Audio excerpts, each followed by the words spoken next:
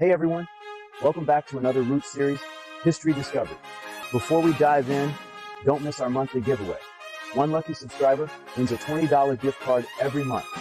Just like, subscribe, comment your favorite historical figure, and follow us on Facebook. That's where we announce winners on the first of every month. Now let's jump into today's journey through history. From the frozen tundra to the golden domes of Moscow, Russia's story is one of resilience, conquest, and transformation. A land so vast it spans two continents, Europe and Asia, and a history as deep and mysterious as the Siberian forests. This is the story of how Russia began. Long before there was a Tsar, a Kremlin, or even a city called Moscow, there were tribes called the Slavs. They lived scattered across the flatlands of Eastern Europe, farming, hunting, and trading along the great rivers, the Dnieper, the Volga, and the Don. To the north were the dense forests and icy lakes. To the south, the grasslands that opened to the Byzantine world. They were independent but loosely connected until outsiders arrived. In the 9th century, Norse warriors and traders known as the Varangians sailed down these rivers from Scandinavia. According to the ancient chronicle, they were invited by the Slavic tribes to bring order, to rule over us. A Varangian prince named Rurik accepted that call, establishing his rule in Novgorod. His successor, Oleg of Novgorod, expanded southward and captured Kiev, uniting the tribes under a single power known as Kievan Rus. This was the first true Russian state, built not on conquest alone, but on trade, alliances, and the merging of Norse leadership with Slavic heartland. For the next 2 centuries, Kievan Rus prospered. Trade routes stretched from the Baltic Sea to the Black Sea, linking the Rus with the mighty Byzantine Empire. Wealth flowed into their cities, but it was faith that would transform their culture forever. In the year 988, Prince Vladimir the Great of Kiev looked for a unifying religion for his people. He studied Islam, Judaism, and Christianity, and was ultimately captivated by the beauty of Byzantine worship in Constantinople. He converted to Eastern Orthodox Christianity, and with him, so did his people. From that moment, faith, art, and architecture took on a distinctly Byzantine influence, shaping the Russian soul for centuries to come. But as Kievan Rus grew rich, it also grew divided. Rival princes fought for control. Regional cities like Novgorod, Suzdal, and Vladimir sought independence. And then in the 13th century, everything changed.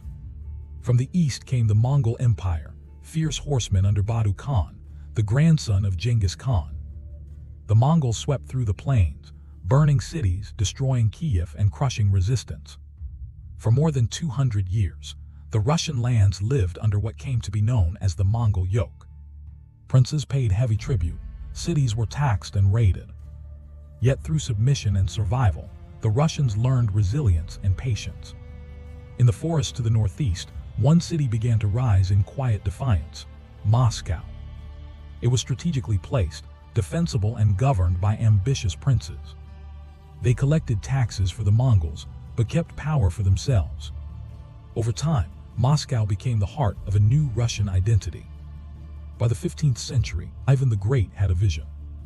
He refused to pay tribute to the Mongols and declared Russia free. He united surrounding principalities, expanded territory, and called himself the ruler of all Rus. He married a Byzantine princess, adopted the double-headed eagle as Russia's symbol, and proclaimed Moscow to be the Third Rome, the last guardian of the true Christian faith after the fall of Constantinople. Then came his grandson, Ivan the Terrible. He was brilliant, ruthless, and deeply paranoid. In 1547, he crowned himself the first Tsar of Russia, transforming the loose medieval state into a centralized empire. Under his rule, Russia expanded east into Siberia, beginning centuries of exploration and conquest that would make it the largest nation on Earth. But the story of Russia doesn't end with its czars. Through invasions by Napoleon, revolutions, and wars, through hardship and triumph, one thing remained: a deep belief in endurance. A sense that no matter how many times Russia fell, it would rise again. From the icy rivers of Novgorod to the burning towers of Moscow, From Norse adventurers to Orthodox saints, the roots of Russia run deep through faith, through struggle, and through the vastness of its land and people. And it all began with a legend, a call to unite, to endure, and to build something that could last through time itself. If you enjoyed this journey through time, don't forget to like, subscribe, and hit the bell icon. And join us tomorrow as we uncover the roots of another nation in just 5 minutes. For all your must-have gadgets and accessories, make sure to check out Tech Essentials.